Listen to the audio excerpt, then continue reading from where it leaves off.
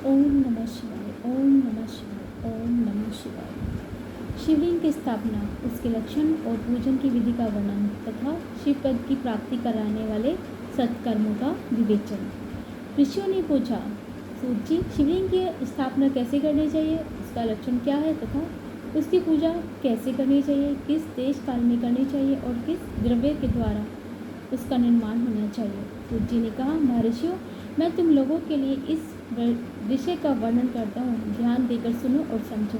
अनुकूल एवं शुभ समय में सभी पवित्र तीर्थों में नदी आदि के तट पर अपनी रुचि के अनुसार ऐसी स्थापना, शिवलिंग की स्थापना करनी चाहिए जहाँ नित्य पूजन हो सके। पार्थिव द्रव्य से, जल में द्रव्य से अथवा तेजस पदार्थ से अपनी रुचि के अनुसार कल्पोक्त लक्षणों से शिव युक्त शिवलिंग का निर्माण करके उसकी पूजा करने से उपासक को उस पूजन का पूरा फल प्राप्त होता है। संपूर्ण शुभ लक्षणों से युक्त शिवलिंग की यदि पूजा की जाए तो वह तत्काल पूजा का फल देने वाला होता है। यदि चल प्रतिष्ठा करनी हो तो उसके लिए छोटा सा शिवलिंग अथवा विग्रह श्रेष्ठ माना जाता है, और यदि अचल प्रतिष्ठा करनी हो तो स्थूल शिवलिंग अथवा विग्रह अच्छा माना जाता है। उत्तम लक्षण युक्त शिवलिंग की पीठ सहित स्थापना करनी चाहिए। शिवलिंग का पीठ मंगलाकार, गोल, चाकोर, त्रिकोण अथवा खाट के पाए की भांति ऊपर नीचे मोटा और बीच में पतला होना चाहिए। ऐसा शिवलिंग महान फल देने वाला होता है। पहले मिट्टी से, प्रस्तर आदि से तथा अथवा लोहे आदि से शिवलिंग का निर्माण करना चाहिए। जिस द्रव्य से शिवलिंग का निर्माण हो उसी से उसका पीठ भी बनाना चाहिए। यही स्थावर अचल पृष्ठा वाले शिवलिंग की विशेष बात है। चल प्रतिष्ठा वाले शिवलिंग में भी लिंग और पीठ का एक ही उत्पादन होना चाहिए, किंतु बाणलिंग के लिए यह नियम नहीं है। लिंग की लंबाई निर्माणकर्ता या स्थापना करने वाला यजमान के 12 उंगल के बराबर होनी चाहिए। ऐसे ही शिवलिंग की उत्तम कहा गया है। इससे कम लंबाई हो तो फल में कमी आ जाती है, अधिक हो तो कोई दोष की बात नहीं। चरलिंग में भी वैसा ही नियम है। इसकी लंबाई कम से कम कर्ता के 1 उंगल के बराबर होनी चाहिए। उससे छोटा होने पर अल्प फल मिलता है, किंतु उससे अधिक होना दोष की बात नहीं। यजमान को चाहिए कि वह पहले शिल्प शास्त्र के अनुसार एक विमान या देवालय बनाए जो देवगुणों की मूर्ति से अलंकृत हो। उसका गर्भगृह बहुत ही सुंदर, सुदृढ़ और दर्पण के समान स्वच्छ हो। उसे 9 प्रकार के रत्नों से विभूषित किया गया हो। उसमें पूर्व और पश्चिम दिशा में 2 मुख्य द्वार हों। जहाँ शिवलिंग की स्थापना करनी हो उस स्थान के एक गर्त में नीलम, लाल, वैदर्य, श्याम, मरकत, मोती, मूंगा, गोमेद और हीरा, इन तीनों रत्नों को तथा अन्य महत्वपूर्ण द्रव्यों का वैदिक मंत्रों के साथ छोड़ें। सदोजात आदि 5 वैदिक मंत्रों द्वारा शिवलिंग का 5 स्थानों में क्रमशः पूजन करके अग्नि में हवन की अभिषेक की अनेक आहुतियाँ दें और परिवार सहित मेरी पूजा करके गुरु स्वरूप आचार्य को धन से तथा भाई बंधु को मनचाही वस्तुओं से संतुष्ट करें। याचकों को जड़, स्वर्ण, भू एवं संपत्ति, चेतन, गो आदि वैभव प्रदान करें। यथावर जंगम आदि जीवों को यत्न पूर्वक संतुष्ट करके एवं गड्ढे में स्वर्ण तथा गो प्रकार के रत्न भरकर सजोजाति वैदिक मंत्रों का उच्चारण करके परम कल्याणकारी देवी जी का ध्यान करें। तत्पश्चात नाद घोष से युक्त महामंत्र ओमकार का उच्चारण करके उक्त गड्ढे में शिवलिंग की स्थापना करके उसे पीठ से संयुक्त करें। इस प्रकार पीठ युक्त शिवलिंग की स्थापना करके उसे नित्य लेप से जोड़कर स्थिर करें। इसी प्रकार जहाँ परम सुंदर वेग की भांति स्थापना करनी चाहिए। सारांश यह है कि भूमि संस्कार आदि की सारी विधि जैसी लिंग प्रतिष्ठा के लिए कही गई है वैसी ही करें। मूर्ति प्रतिष्ठा के लिए भी समझनी चाहिए। अंतर इतना ही है कि लिंग प्रतिष्ठा के लिए प्रणव मंत्र से उच्चारण का विधान है, परंतु वेद की स्थापना पंचाक्षर मंत्र से करनी चाहिए। जहाँ लिंग की प्रतिष्ठा हुई है वहाँ भी उत्सव के लिए बाहर सवारी निकाले और आदि के निमित्त वेद मूर्ति को रखना आवश्यक है। वेद को बाहर से भी लिया जा सकता है। उसे गुरुजनों से निर्माण करें। ब्रह्मवेद वही लेने योग्य है जो साधु पुरुषों द्वारा पूजित हो। इस प्रकार लिंगों में और वेग में भी हुई। महादेव जी की पूजा शिव पद प्रदान करने वाली होती है। यथावर और जंगम के भेद से लिंग भी दो प्रकार का कहा गया है। वृक्ष लता आदि को यथावर लिंग कहते हैं और कृमि कीट आदि को जंगम लिंग। स्थावर लिंग की सींचने आदि द्वारा सेवा करनी चाहिए और जंगम लिंग को आहार एवं जल आदि देकर तृप्त करना उचित है। उन यथावर जंगम जीवों को सुख पहुँचाने में अनुरक्त होना भगवान शिव का पूजन है, ऐसा विद्वान पुरुष मानते हैं। जो न्यू चराचर जीवों ही भगवान शंकर के प्रतीक मानकर उनका पूजन करना चाहिए। इस प्रकार महालिंग की स्थापना करके विधि उपचार द्वारा पूजन करें। अपनी शक्ति के अनुसार नित्य पूजा करनी चाहिए तथा देवालय के पास ध्वजारोहण करना आदि करना चाहिए। शिवलिंग साक्षात्कार शिव का पद प्रदान करने वाला है अथवा चरलिंग में 1600 प्रकार यथोचित रीति से क्रमशः पूजन करें। यह पूजन भी शिव पद प्रदान करने वाला है। आवाहन, आसन, अर्घ्य, पाद्य, पदांग, आचमन, अभंग पूर्वक स्थान, वस्त्र एवं यज्ञोपवीत गंध पुष्प,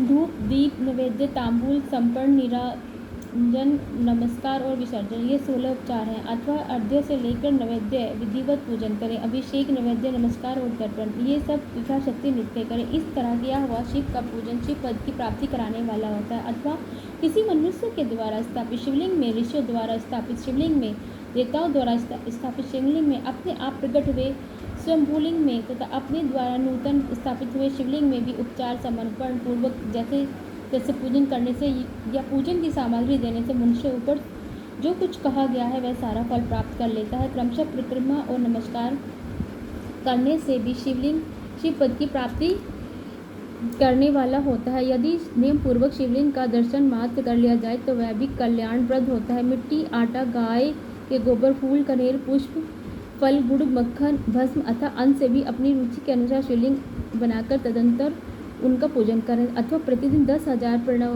मंत्र का जाप करें अथवा दोनों संध्याओं के समय एक सहस्त्र प्रणव का जप किया करें।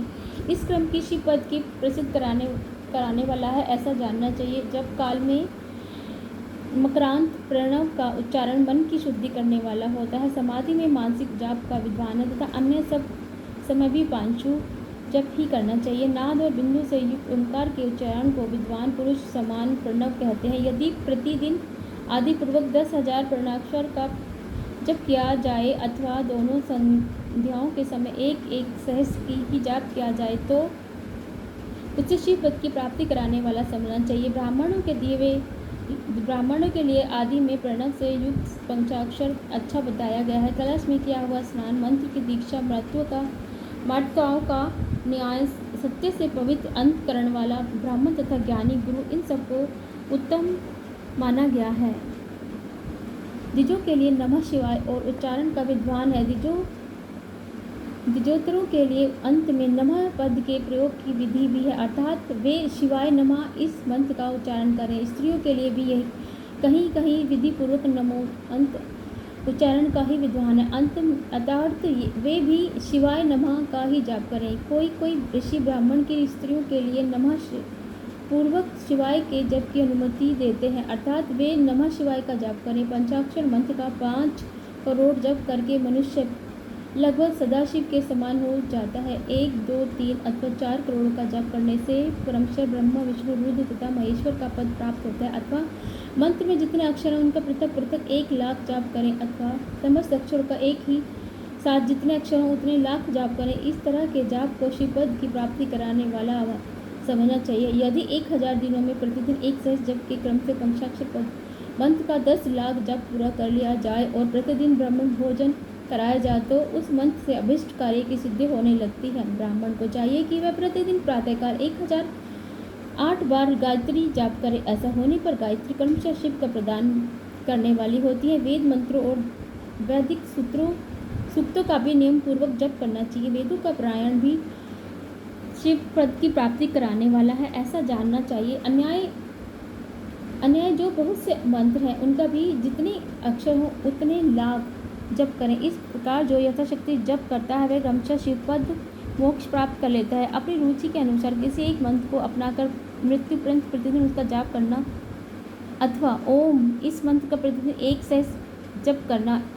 ऐसा करने पर भगवान शिव की आज्ञा से संपूर्ण अनुवृत्ति की सिद्धि होती है। जो मनुष्य भगवान शिव के लिए फुलवारी या बगीचे आदि लगवाता है तथा शिव के सेवा कार्यों के लिए मंदिर में झाड़ने बुहारने आदि की व्यवस्था करता है, वह इस पुण्य कर्म को करके शिव पद प्राप्त कर लेता है। भगवान शिव के जो काशी आदि क्षेत्र हैं उनमें भक्तिपूर्वक नित्य निवास करे। यह जड़ चेतन सभी को भोग और मोक्ष देने वाला होता है। अतः विद्वान पुरुष को भगवान शिव के क्षेत्र में आमरण निवास करना चाहिए।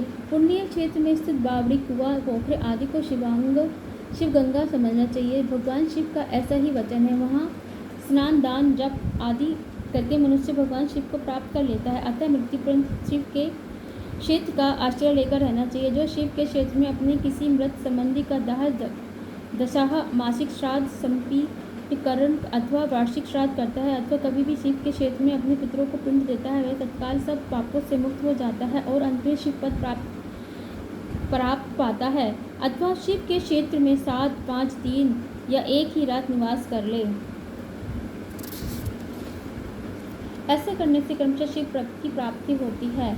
लोक में अपने अपने वर्ण के अनुरूप सदाचार का पालन करने से भी मनुष्य शिव पद को प्राप्त कर लेता है। वर्णानुकूल आचरण से तथा भक्ति भाव से वह अपने सत्कर्म का अतिशय फल पाता है। कामना पूर्वक किए हुए अपने कर्म के अभिष्ट फल को शिव शीघ्र ही पा लेता है। निष्काम भाव से किया हुआ सारा कर्म साक्षात्कार शिव पद की प्राप्ति करने वाला होता है। दिन के 3 विभाग होते हैं, प्रातः, मध्य और साय।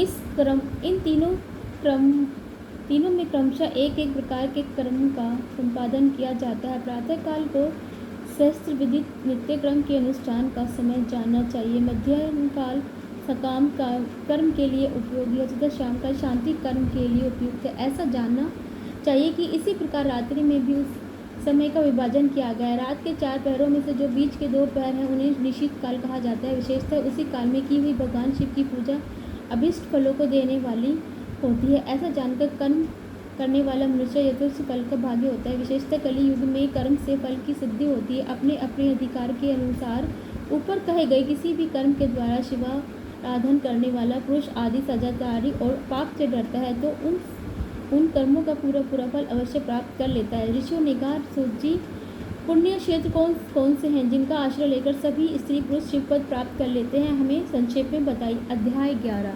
ओम नमः शिवाय, ओम नमः शिवाय, ओम नमः शिवाय।